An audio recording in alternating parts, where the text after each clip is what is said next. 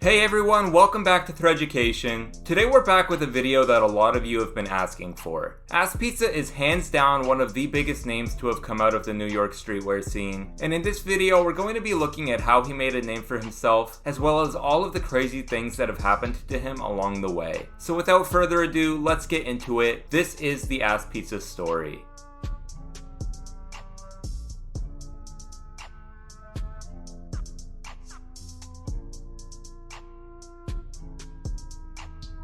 In 1998, Austin Babbitt, also known as Austin Butts, was born in Queens, New York. For the most part, he had a fairly normal upbringing, but where this story really takes off is his discovery of graffiti. According to him, he and his friend Steve, who many of you may know as Father Steve, took an interest in graffiti during their early teenage years. Now, much like New York has its own streetwear scene, it also has its own graffiti scene. And at this point in time, the graffiti scene was the one that Austin wanted to be a part of. That being said, both him and Steve started Instagram accounts to share their work as graffiti artists. As we now know, this wasn't what he would become well known for, but if you think about it, it was still a pretty major turning point.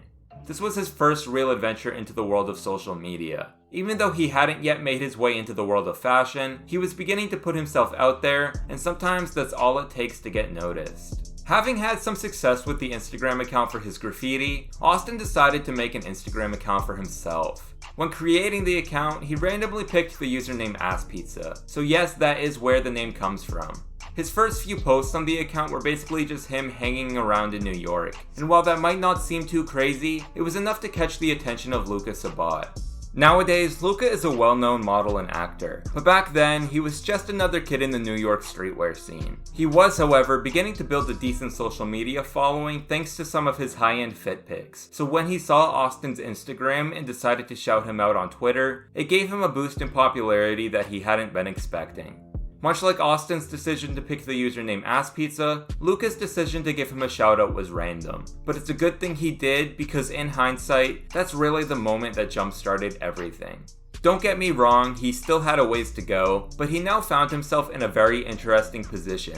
As I mentioned earlier, he was really trying to be a part of the graffiti scene, but keep in mind that Luka was a part of the streetwear scene. So after the shoutout, Austin suddenly found himself with a fan base full of people who loved streetwear. And one of those people happened to be Ian Connor. Between hanging with the ASAP mob, styling Wiz Khalifa, and managing his own cult following on social media, Ian was easily one of the biggest names in all of streetwear. Basically anything and everything that got his stamp of approval was destined to become the next big thing. And in December of 2013, Austin Babbitt got that stamp of approval. Ian reached out to him online, the two of them met up, and this is what led to the now legendary tweet where Ian says, "When Asspizza is old enough, I'm gonna bring him over to London and he'll be the biggest model around." The shoutout from Luka had been big, but this took things to another level.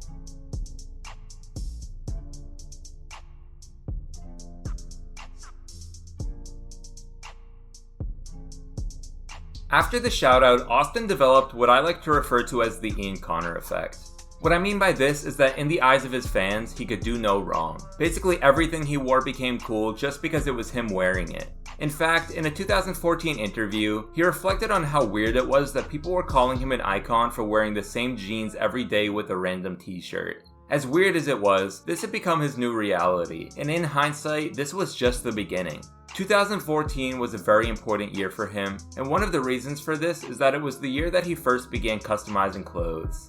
As he became a bigger name on social media, he started getting more and more into fashion. But being the creative that he is, he wanted to put his own spin on things. He began customizing just about everything he could get his hands on, and you can pretty clearly see the influence from his days as a graffiti artist. Even though this customization was basically just him using a Sharpie, he had developed a fairly unique style, and this left a lot of fans wanting customized Asspizza clothing. This included some pretty major celebrities such as I Love McConan, Theophilus London, Mike Will Made It, and even Wiz Khalifa. Like I said before, Ian Connor was styling Wiz Khalifa at the time, so through this connection, Austin got Wiz to start wearing some of his pieces, which drove the demand through the roof. The only problem, however, was that when he was starting out, he never really sold any of his clothing. For the most part, he just gave it to close friends and celebrities. On his part, this was very strategic marketing. In one interview from this time period, he explains his logic saying,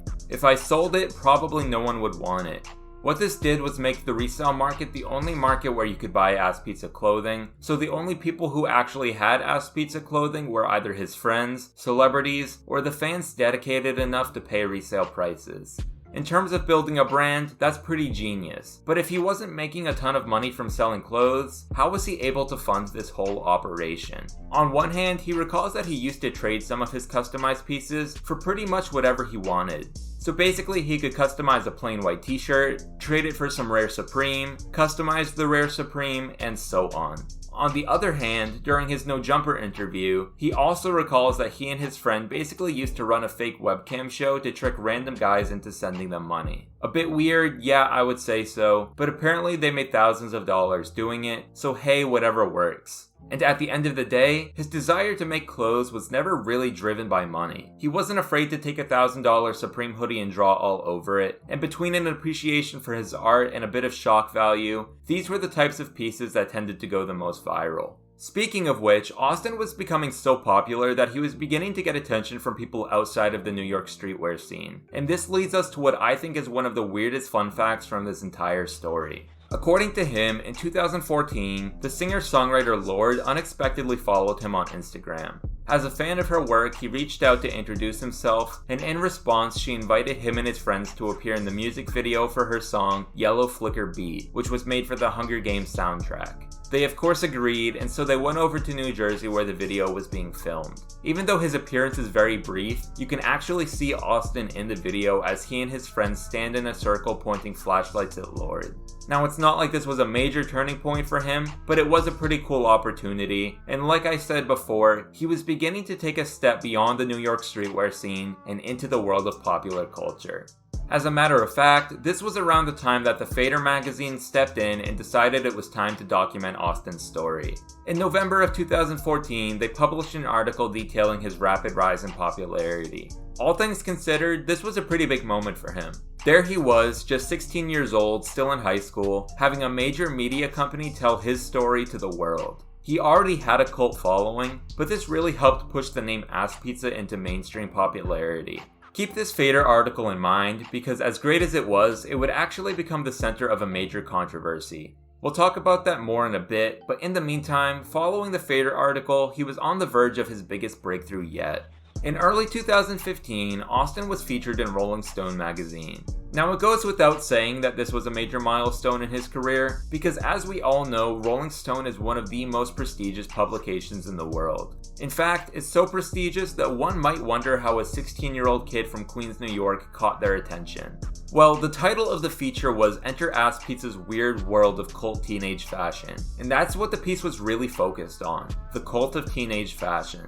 Back in 2015, when this came out, teenage fashion was beginning to take on a life of its own. Kids were sleeping outside of the Supreme store, spending thousands of dollars on sneakers and hoodies, and they even became a major target audience for some of the world's biggest luxury brands. Austin had become one of the faces of this movement, and that made him the perfect person for Rolling Stone to talk to. The feature included a short video that you can find on YouTube, and it's basically a camera crew following him around for the day as he hangs out with the likes of Father Steve, Luka, Sabbat, and Kerwin Frost. So the Rolling Stone feature wasn't just a big moment for Austin, but it was a big moment for New York streetwear in general. Him and his crew had all played a big role in developing the scene, and they had now been given the spotlight that they deserved. But unfortunately, this spotlight also shined a light on some tensions that had been forming beneath the surface.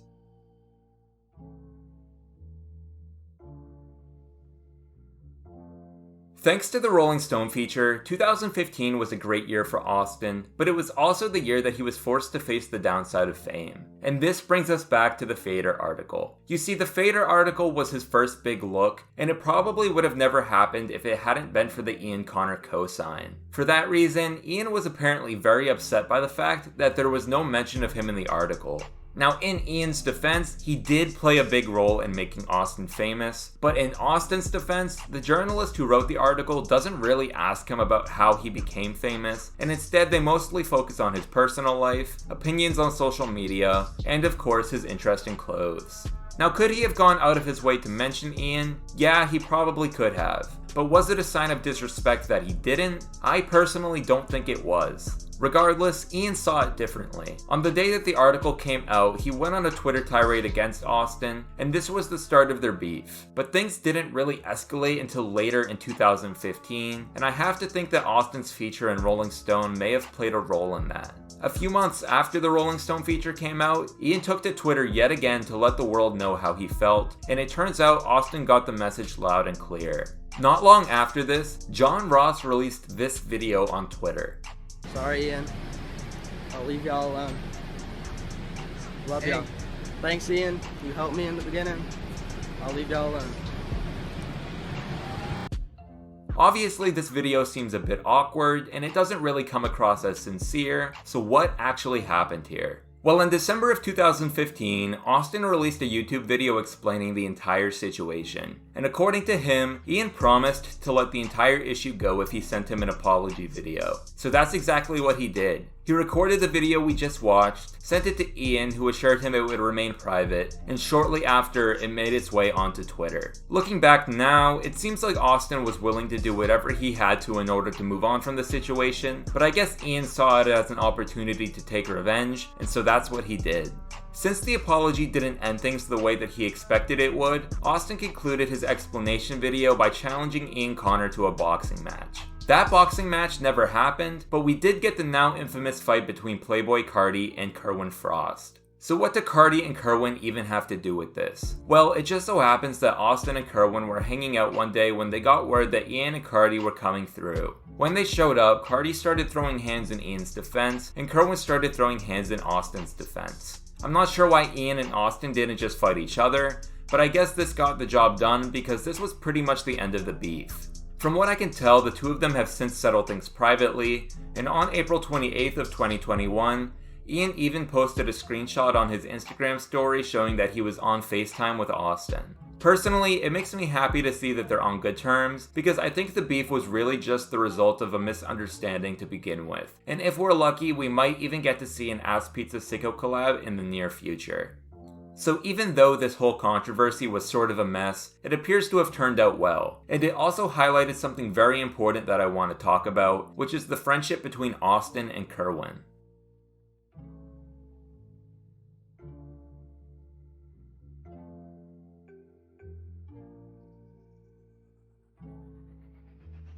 In order to understand Austin's relationship with Kerwin, we're going to have to backtrack a little bit. Between pulling off some of the craziest outfits you could imagine, as well as founding a creative collective known as the Spaghetti Boys, Kerwin Frost has, without a doubt, become one of the biggest names in New York's streetwear scene.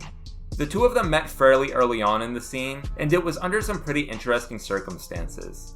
As the story goes, Austin and his friend Jonah were hanging out at the Apple store in Soho. Kerwin happened to be there as well, and because he was also friends with Jonah, he went up to talk with them. The funny thing is that Kerwin was wearing a cowboy hat and smoking 2 cigarettes at once, which, as you can probably imagine, left a pretty strong impression on Austin. After this initial meeting, the two of them followed each other on Instagram, but they didn't meet up with each other again until about a month after that.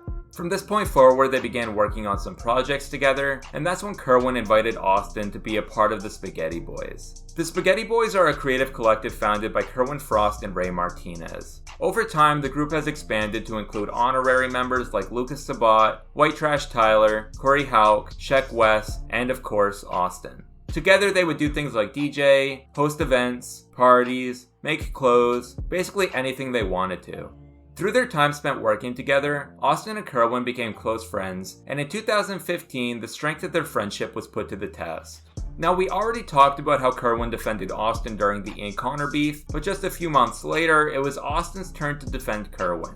Around this time, there were some rumors circulating about an Asspizza Adidas collab. All we really have to back these rumors up are a few of Austin's sketches, as well as this picture of him and Kerwin at the Adidas headquarters. But that was all it took to get people talking. I will note that Adidas never actually confirmed any rumors about partnering with Austin, but it makes sense why they would want to. In 2015, when all of this was happening, he was one of the biggest up-and-coming fashion influencers. People loved his style, they loved his designs, and they loved his personality. You see, we can't tell the Asspizza story without talking about his blow-up on Vine. This was when Vine was still a cool new trendy thing, and he began posting random videos of him and his friends. A few of these videos started going viral, and this included some now classic Vines like this one. Goddamn Gucci, Louis, 3 logo. These niggas goddamn. Yes! Yes! This earned him a bunch of new fans who weren't even necessarily into streetwear, they just liked how funny he was. That being said, it makes sense that a major company like Adidas saw the value in creating a partnership with him, but unfortunately, that would never happen. Not long after the rumors about the collab came out, Austin shared this screenshot on Instagram.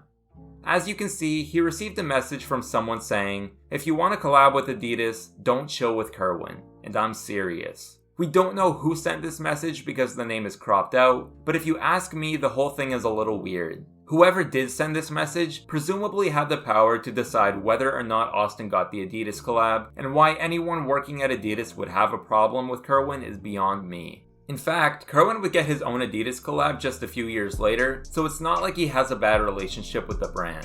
Whatever the case may be, you can see by his reply that Austin had no intention of leaving Kerwin behind. And just like that, the talks of an Asspizza Adidas collab were over. Unfortunate? Yes, definitely. It really is too bad that he was forced to choose between his friend and this dream collab. But as they say, when one door closes, another door opens. As you may recall, 2016 was the year that Kanye West released his 7th studio album, The Life of Pablo, and perhaps the only thing fans loved more than the music was the tour merch. Kanye sold the merch at pop-up shops around the country, and many kids, including myself, lined up around the block trying to buy it. Austin, however, had something else in mind. He saw this as an opportunity.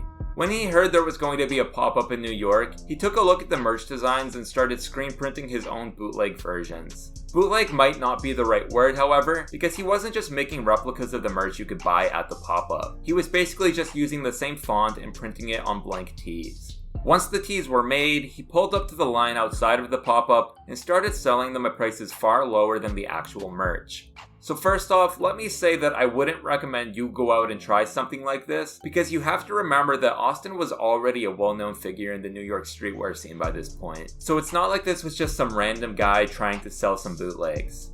People knew who he was, and that made them want the pieces. That didn't include everyone though, because as he recalls, a lot of the people standing in line decided they'd rather wait to buy the real merchandise inside of the store, but then things took an interesting turn. Before long, the people working at the shop got word that some kid was outside selling bootleg merch, and so they went to go see what was going on. While one might have thought that this would have been the end of the road for Austin, it turns out that they actually really liked his bootleg merch, and rather than telling him to get lost, they invited him to come sell it inside of the store. This was a pretty crazy, unexpected sequence of events, and if you want to get introspective here, it really makes you think about the way you differentiate between what you consider real and what you consider fake. When he was selling them in line, they were considered bootlegs. But when he was selling them inside of the store, they suddenly became authentic. And Austin himself has gone on record saying that he thinks his version of the merch is equally, if not more desirable than the so-called real merch, because it was handmade, far more exclusive, and best of all, it was eventually co-signed by Virgil, Abloh, and Heron Preston. If that's not enough to convince you, I'll also add that even though he wasn't at the pop-up that day, Kanye himself would eventually see the merch and reportedly loved it just as much as Virgil and Heron did. So all in all, this was a great opportunity for Austin to get his work noticed by some major figures in the fashion industry, but it was also a great opportunity for him to explore the boundaries of consumerism. And as it turns out, this wasn't the only time he'd done that. On a separate occasion, Austin announced that he would be collaborating with the legendary designer MARCEL ZAGO. And if that name doesn't sound familiar, it's because he's not a real person. As a sort of experiment, Austin released a collection of highly expensive white t-shirts and tried to convince people that they were designed by this non-existent high-end Parisian designer. The idea was to see if they'd be willing to pay high prices for cheaply made clothes simply because it was being portrayed as a luxury brand. The whole thing kind of backfired though, because it didn't take long for people to catch on, and John Ross even put out a PSA on Twitter letting fans know it was all fake. Nevertheless, between the creation of MARCEL ZAGO and the bootleg Yeezy tour merch, it's pretty clear that Austin has a sincere interest in understanding the mind of the consumer, and this is something that would help him as he began preparing for the release of his first collection.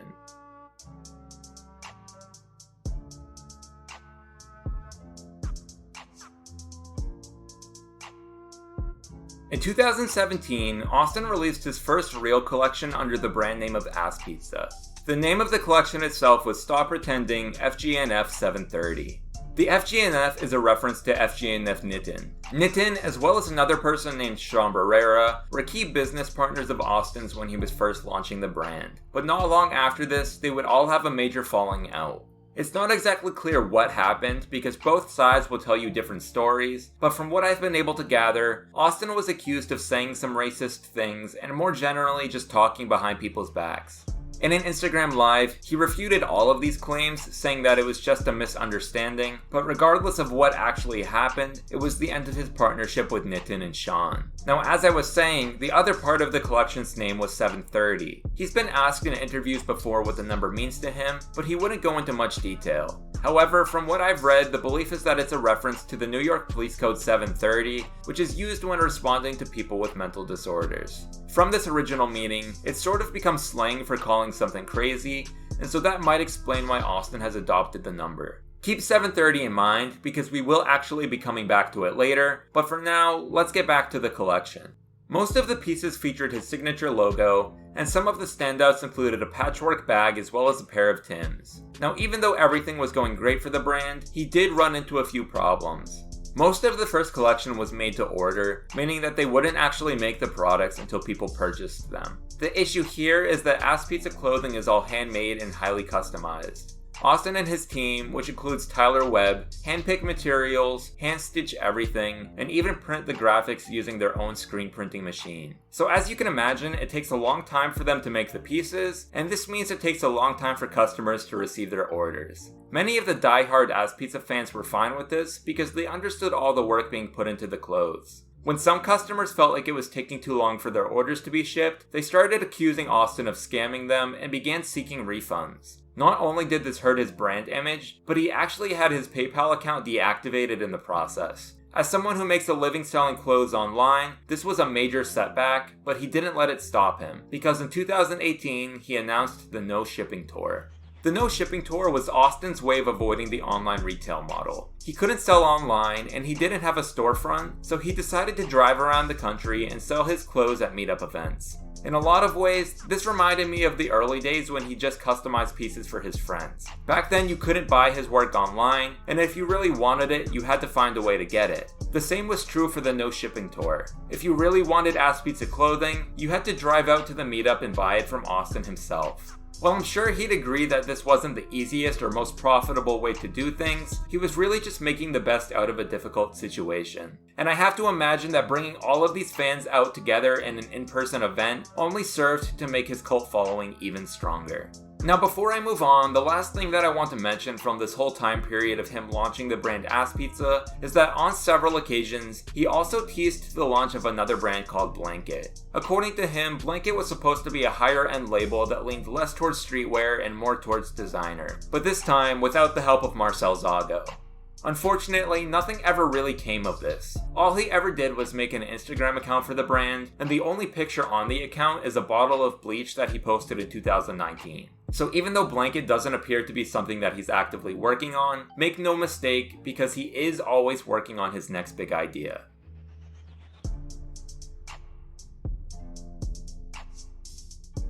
Earlier on, I mentioned that the number 730 has become a major part of Austin's brand. He's been using the number here and there for a few years now, and has even done a few 730 merch drops, but it now seems like it's becoming his primary focus. Earlier this year, Yuri from No Jumper gave us the first inside look at 730 Studios, which appears to be the home base for all of Austin's new creative endeavors. I highly encourage you to watch the video because you get a full tour of the studio as well as a better idea of all the new things he's working on, but for the purposes of this video, just know that he's planning on using 730 as an umbrella for future clothing drops, tours, and even music. Branching out into music is something that he's talked about doing for a while now, and while I don't think that he himself will be rapping, he wants the new studio to be a place that upcoming rappers like his close friend and 730 affiliate Hazy can come make music.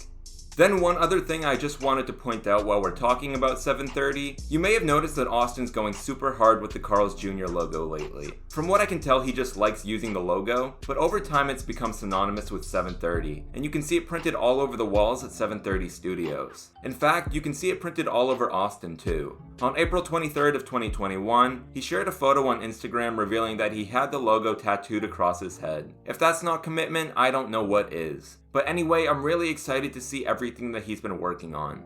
Now that he's got the studio lined up, it seems like he's more focused than ever, and I'm sure we're going to be seeing some great projects in the very near future. Speaking of which, I think it's time we talk about his latest project, which I'm sure all of you have been hearing about. And yes, I am of course talking about the Supreme collab.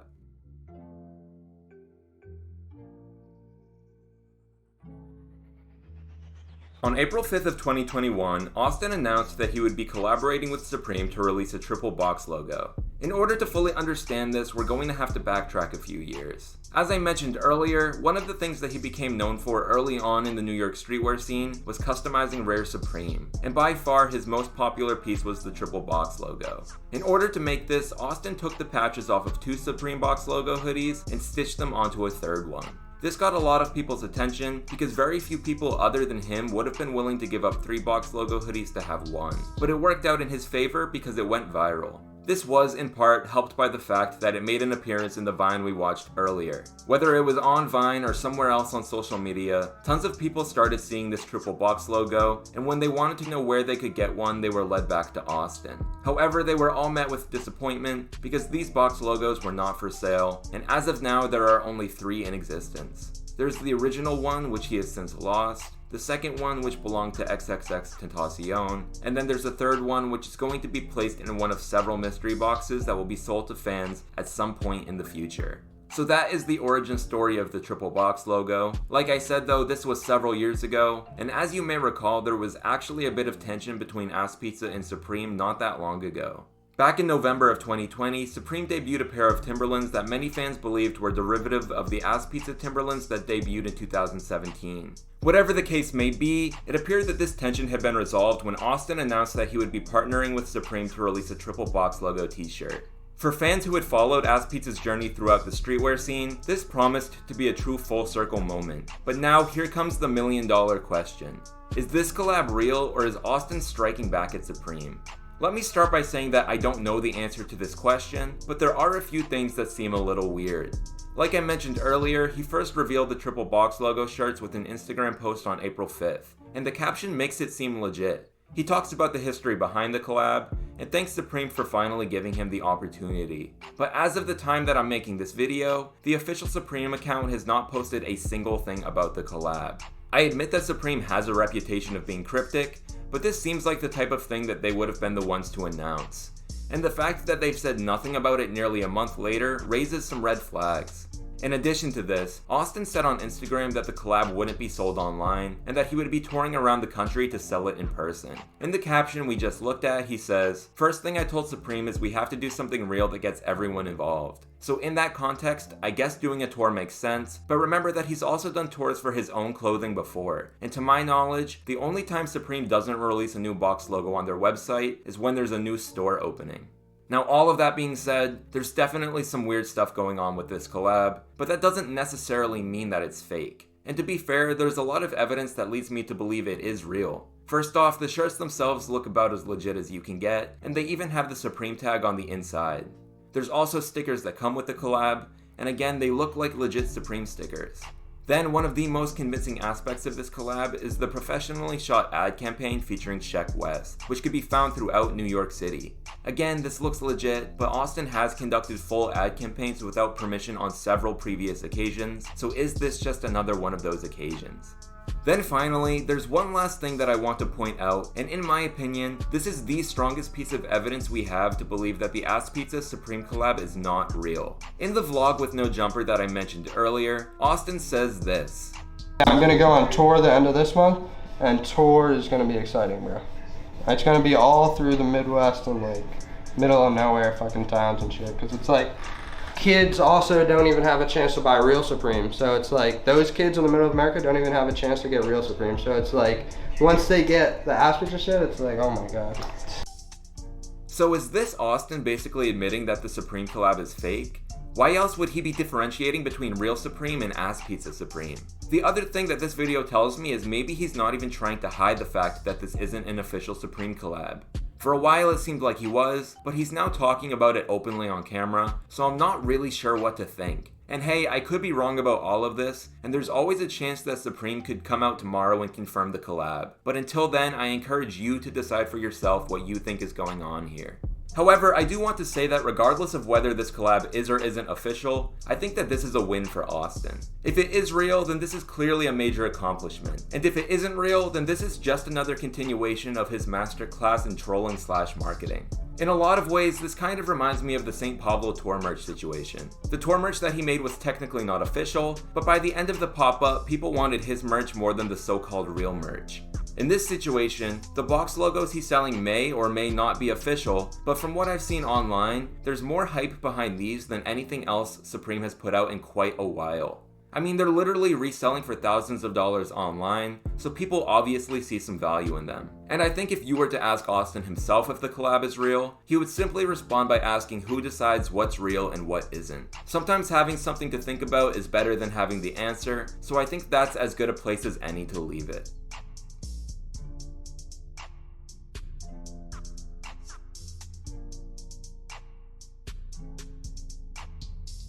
So that is just about everything I wanted to touch on for the Asspizza story. We talked about how he got started on social media, became friends with people in the New York streetwear scene, began his own venture into the world of fashion, as well as all of his ups and downs along the way. Hopefully by now you see why I, like so many others, am a fan of his work, and more generally, a fan of him as a person. Whether you're into fashion, music, art, or whatever else, I think that everyone stands to learn something from his story. He quite literally embodies the phrase follow your dreams, and I for one am excited to see where those dreams take him. Anyways, thank you all for watching Threaducation. If you want to see more videos like this, please remember to like, comment, subscribe, and I will see you next time.